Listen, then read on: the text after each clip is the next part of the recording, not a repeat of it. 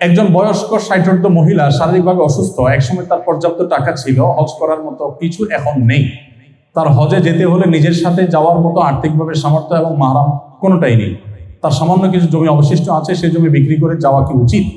তার ভরণ পোষণ বা পরবর্তী কোনো চিকিৎসার দায়িত্ব নেওয়ার মতো কেউ নেই, বর্তমানে কি তার উপরে হজ ফরজ হবে? দেখুন, এই প্রশ্নটা হাজারো মানুষের।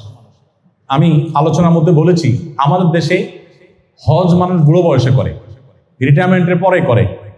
টাকা আসার পর প্রথম কাজ হলো বিসমিল্লাহতে, কাজ হলো বিয়ে শাদী করা, এরপরে কাজ হলো ঘরবাড়ি করা, তারপরে ব্যাংক ব্যালেন্স করা, পোলাপান হবে, এরপরে শেষে আমরা একদম শেষে আর কোনো কাজ বাকি নেই, এবার যাই হজটা করি। যারা হজ করেছেন তারা জানেন এখন হজের মৌসুম চলছে।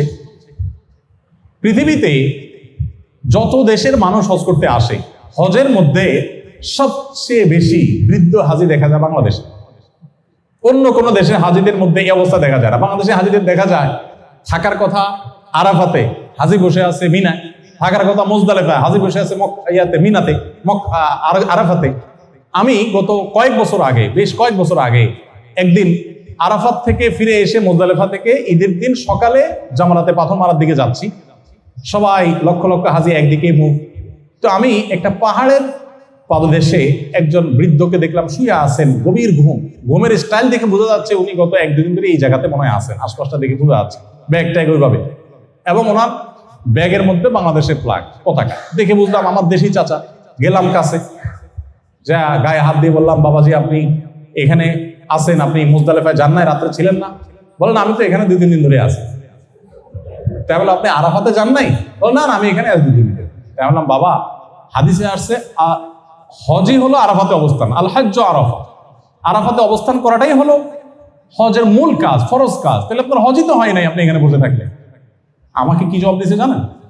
বৃদ্ধ লোকটা আমাকে বললো, তোমারে বলছে বেটা হজ হবে না, বাংলাদেশ থেকে এত টাকা খরচ করে আসছে, আমি হজ হবে না, তুমি বললেই হয়ে গেল। উনি আমাকে একেবারে তুড়ি মেরে উড়িয়ে দিলেন।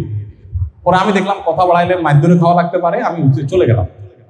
বাট এটা আমার দেখা ঘটনা।